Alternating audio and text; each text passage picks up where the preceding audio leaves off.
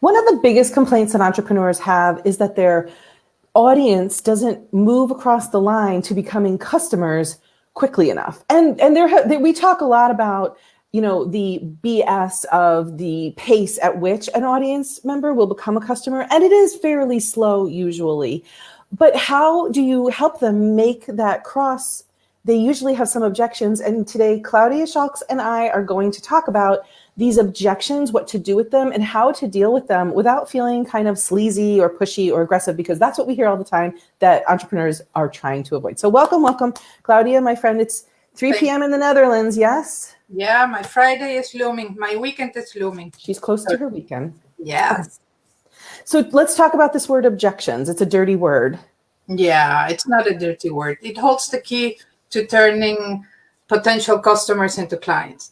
The thing is, there is usually something that prevents us from taking the decision, and it's very rarely about money. So you get, I don't have the money. Don't fall into the trap. If you don't take action, you will lose so much money. That's not money is very rarely the issue. Can you talk a little bit more about, can you go into that? Yes. The thing is, there is something called price and there is something called value. What was the first one? Price. Oh, price, yes. Money, the money. Baby. Okay. Okay. So price is one thing, and value is what people has in their minds for your product. So if your product is valuable for them, they will cross the bridge, money-wise. So if you really convince them and they think the product or service is for them, they will find the money. That is 99% of the cases, right? But there are things, especially for things that you've tried before in your life or before in your business, where you grow certain resistance. So let's suppose the example I gave you the other day about me being a nutritionist or a dietitian. So you would think that everybody that wants to lose weight, it could be my client. But the thing is, people want to lose weight for different reasons. So you need to speak to those reasons. For instance, if you are a recent mom, you are dealing with the baby fat. If you are an overweight mom, you are dealing with different issues. So you need to talk to what they are telling are their issues. So for instance, a new mom will say, I don't recognize my body, my clothing doesn't fit me anymore, I look like a potato bag with legs, my marital life is not working because I don't feel self-confident. And in this case, we never said because I am fat. That's the part we, as consultants, complete in the conversation. Right. So they say the symptoms and we say the problem. So in the case of being overweight, it's easy to say this is the problem, right? Right. But you have to pay attention to the symptoms and talk about the symptoms in your message. And that is the driver. Okay, so for instance, that is what will keep you going on. I want to have, energy to run after my child. I want to be in the pictures. The other example we used was an overweight mom not being able to join the attractions in a park because she wouldn't fit in one of those minuscule seats. Have to sit on one, and then she's not part of her family memories. So you have to speak to that longing, and that is the driver. And you need to figure out what is the driver, because the driver is part of your message. The other thing that is part of your message is the objection. It is, why if I have everything, you're still not doing it? Yes. This is the big problem, right? And that is the big problem. And for instance, in the case of a dietitian, it could be, for instance, that people don't want to go into an protein-only diet because they don't believe in shakes, or they don't want to let carbs go. For instance, if you come to me and you say you won't be able to eat rice and pasta, I am telling you goodbye. Yes, I would rather be a size 14 than give up pasta. Exactly. Or you say you have to give up your coffee for life. I am like, I can do it for 3 months, but then I will go back to coffee because I like the flavor of coffee. So the moment you discover what is preventing you from saying yes, you can add that to your message. For instance, in your case, you talk about having what you say, having more better content without working more or less is yours. So Right.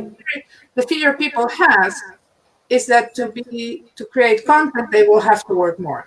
Right. Okay. So you in your message, you already address the objection. Right. I can say marketing with no technical overwhelm. Yes. Because a lot of people understand that, knows that some part of your marketing you can automatize. But then, what does that mean? You can say search engine optimization without Google Analytics headaches. Yes. Because people understand you need Google Analytics, but they don't know how to read Google Analytics. So the moment you understand what is preventing people from making the decision, you include that in your first message or in your pitch. That goes in your pitch. I help you to get rid of your baby fat without giving up carbs. Yes. Or without needing to go to the gym. Or without living on carrots and celery. Right. The thing, right? Right. And then when you go to the extended version of your message, there you elaborate on the drivers. So let's talk about why. So say you've done all of the things, you understood the symptoms, you talked about it in your messaging, but you get on a sales call with somebody and they say, I can't afford it, or I have to ask my husband. We hear that a lot.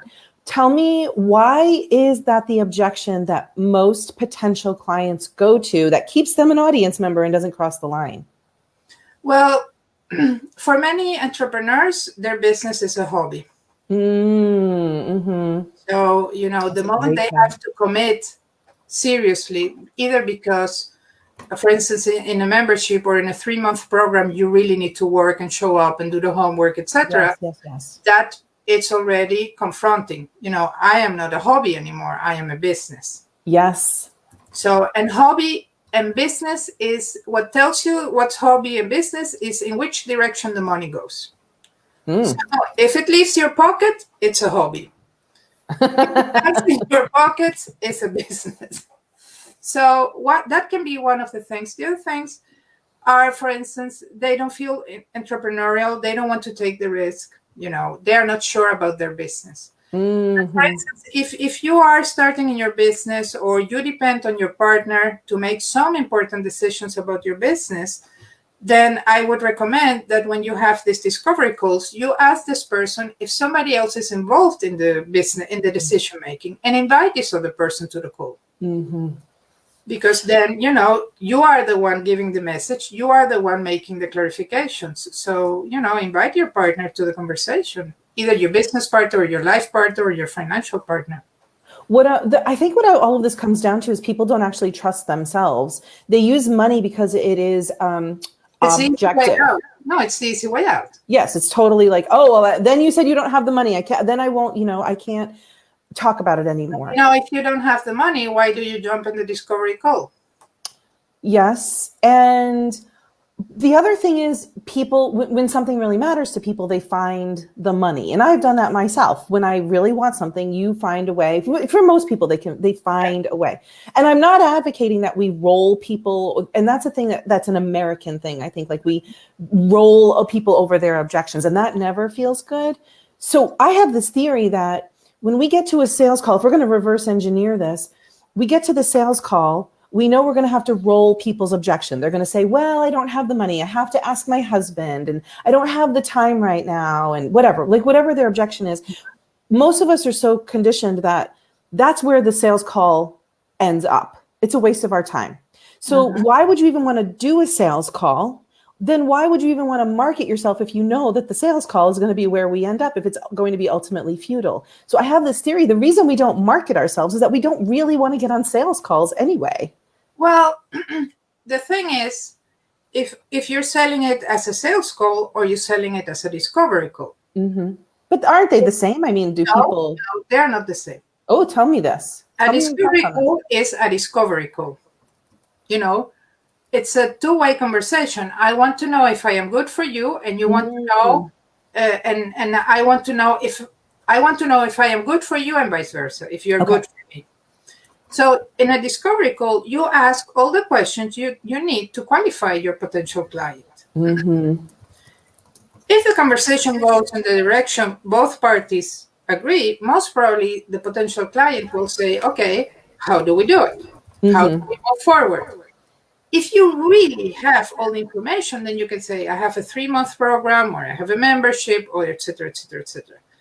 The thing is, we tend to jump into that part of the conversation without having figured out if the client is so a discovery call becomes a sales call while the client is not qualified.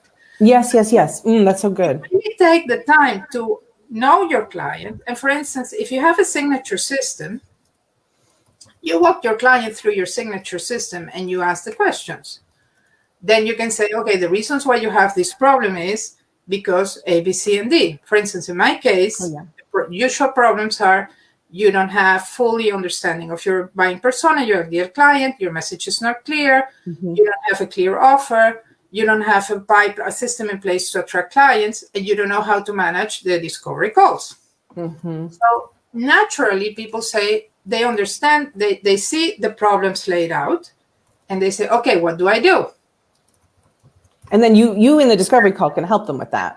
And then you say, okay, I have a 3-month program, but I need to know more about you to see if the program is a good fit for you, and vice versa. And then you go into more questions. And then you can turn a discovery call into a sales call. But you cannot step into a discovery call fooling yourself that it's a sales call, because then you're being hypocritical with yourself and false towards your client. Well, I think that this is a mental shift that people can make, so that, again, like, let's start at marketing. Marketing and sales are different. Marketing leads to sales. That's the goal. And in the marketing, are you dealing with the objections that your particular clients need and want to overcome, so that by the time you get on the discovery call, you're not stepping in thinking this is a sales call. You're stepping in thinking, I want to figure out whether this person is a good fit for what I have and whether I'm a good fit for what they need. So this is a tiny shift, but I think it can have monumental impact on people's marketing. But it's the same thing when you're an employee and you are going to a job interview. Usually, as an employee, you only answer questions. You don't ask questions about your employer. And then you have the mismatch. Yes. And because many of us move from the corporate world into the entrepreneurship world, we do exactly the same things, except we don't have a boss putting goals to us. We don't have, but we have approached interviews the same way. And even worse, because many entrepreneurs are short on cash or want so desperate to have clients that they are willing to accept anybody as a client as long as cash comes in. It's so true. The thing is, you pay this on the long term. Certainly, there is a learning curve, and you learn more from bad clients than from good clients. But you can strive on having bad clients. They also will give you bad name to your business. They won't give you results. You won't have good testimonials. So you need to understand that you need to qualify the client, and you need to give the client a fair chance to qualify you. And that's what a discovery call is for. So, if you call it discovery call, get to know me call, virtual coffee call, do what the call is. Do not have selling as the ultimate objective. Right. So see, are we a good fit? Yeah. It's almost like a first date. Yeah, it's exactly like a first date. I mean, if I go out with somebody I don't know and he says, let's get married, I am like, hello. Right. I like you a lot. Besides, So this is so basically, there's so many ways in our marketing to qualify our clients, or qualify our audience members to see if they would be good clients. This is a small shift, but I think it will have monumental effect on our marketing if we can do these things. So qualify your clients before they ever get on a discovery call. Stop thinking of a discovery call as we're going to wind up married. We're just actually going out for coffee. And in your content, your job is to be knowing their symptoms and talking about their symptoms, because those are the real objections not I don't have the money, I can't get permission, I don't have time. So that's a big thing that we just covered. Yeah. Okay. And you know what? Many times when we talk about the problem and we forget to talk about the symptoms, what we're doing is we're expecting our audience to auto-diagnose themselves. Yep. You know, and if they can diagnose themselves, they wouldn't starting to have not even a discovery call. So you really need to talk about the symptoms. And then at some point you can link the symptoms to the problem, but you need to talk about the symptoms, which are the drivers. So just to like step that out for people. If the problem is, and we're going to go back to your example, the problem is I am overweight. The symptom for somebody might be I won't look good at a reunion or a wedding I have coming up. But for somebody else, it might be I can't be involved in my family's life because I can't, whatever it is, fit in the airplane seat or want to be taken pictures of or whatever. So we have to talk specifically. So if the problem is weight, there's lots of different ways that this shows up in people's lives, right? Right. So you have to figure out which one you solve for and be very clear about that. When you and I had this conversation earlier this week, if you don't make that leap for people and show them the exact symptom you help solve for, you said we're expecting them to diagnose themselves, right? Yeah. But if you can keep holding up a mirror and painting the picture of the symptom, it's easier for them to see themselves. And it reminded me of when I was a teacher. I was an English teacher and an English professor, and my students would constantly have to write essays. And they would like make these claims or they would like use this quotation, but they would never link the two or explain things thoroughly, bringing it back to their thesis statement. I was always like, why are you throwing this in here? What does it mean? Why is it important? How does it prove your thesis statement? And they expected me as the reader to make all of those mental links. Like I was supposed to do the hard work. Exactly. Our audience is not supposed to do the hard work. We are supposed to make it easy for them to see themselves in our marketing. Exactly. Yes. For instance, the example you brought forward about the lady going back to the school reunion, that is most probably a topic of vanity. So you should be talking about do you want to fit in that dress? You know, have the same size? Do you want people to tell you that time hasn't passed and you look as gorgeous as you did 25 years ago? So those are the symptoms, that's what her driver. So if she's so desperate to look 25 years younger and have 6 size less, that's the driver. And if you can make that promise true, then it's a match made in heaven. And the same thing, the overweight lady, she complains she can get into the attraction seat, so she's not part of her family memory. She's the one making the pictures. She doesn't have energy to run behind her child. So if you start saying, we're going to the gym and you're going to live only on carrots and celery, you're not going to connect with this person. But instead, if you say, you really want to be part of your family memories, you really want to hold your child's hand in the roller coaster, you want to yell your lungs out next to your child, then because you need to strike the emotion. It's not only the facts. You also need to strike on the emotion, because the emotion is what connects us as human beings. A lot of people say strike on the emotion because that's what will get you the sale. No, the emotion is what connects us as human beings. And the emotion is what lets me know that you understand me. And that's where the like, trust, etc. happens. Because we link on the emotion. It's not only what connects us, it's also what causes us to take action. We don't take action until we are feeling something we don't want to feel anymore. Exactly. Yes, that is what gets us to search for a solution. It's not what gets us to make the decision. It gets us to search for the solution. What gets you to make the decision is that you find somebody that understands you, removes the objections, and you have the trust this person will deliver. Well, that's the other. I want to talk about one last thing before we go. The trusting you will deliver. I think it's important in our content and our marketing to talk about not all of the hows and not all of our framework and everything, but if your solution is not meeting somebody's needs and you're not clear about that, then you've lost their trust. So I joined a program last year that was all about healthy eating and a different, healthier lifestyle, and done through nutrition.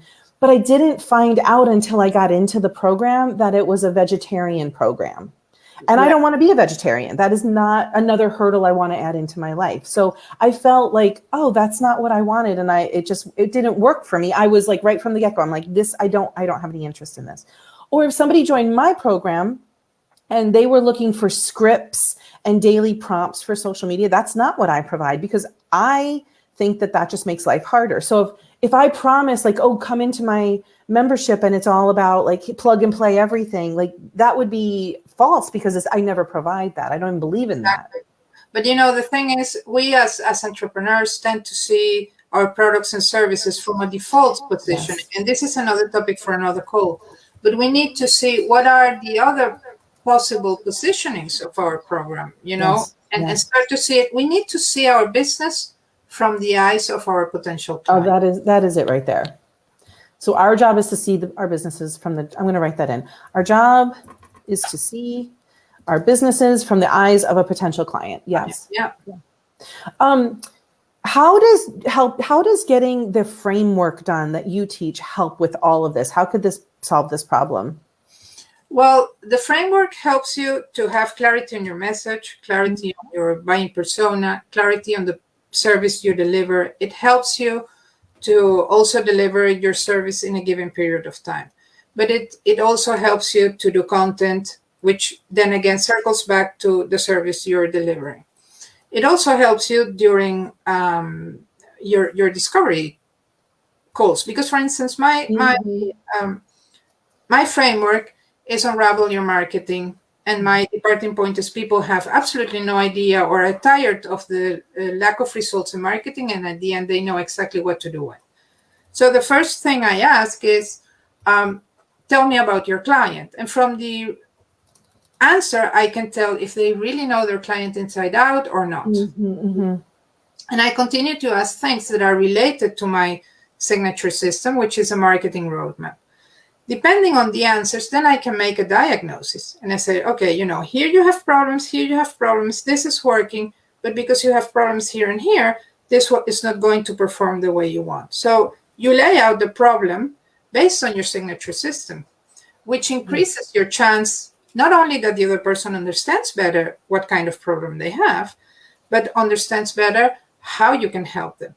And because you have a process, you can guarantee that you can deliver results because it's a tried out process. And that increases the value in the eyes of this person, and that allows you to raise the price as well. So it's, it's a kind of a pillar in your marketing strategy. Yeah, and it also ultimately, everything you just said helps you overcome objections, because you know clearly if this person's a good fit, what kind of person you're looking for. You're attracting the right kind of client for your framework versus just splattering your message everywhere and hoping that somebody shows up. And you have coherence all throughout your marketing. Yes. Well, in the comments, I've outlined all of the topics that we talked about today. If you have any questions, come back and tag us, because we are happy to come back and answer these questions. But objections is something that once we understand them more clearly, we can kind of stave them off without being salesy or rolling people. And so, Claudia, I'm always appreciative for your insights and your examples. Thank you. We'll talk to you next week. Bye, everybody. Bye.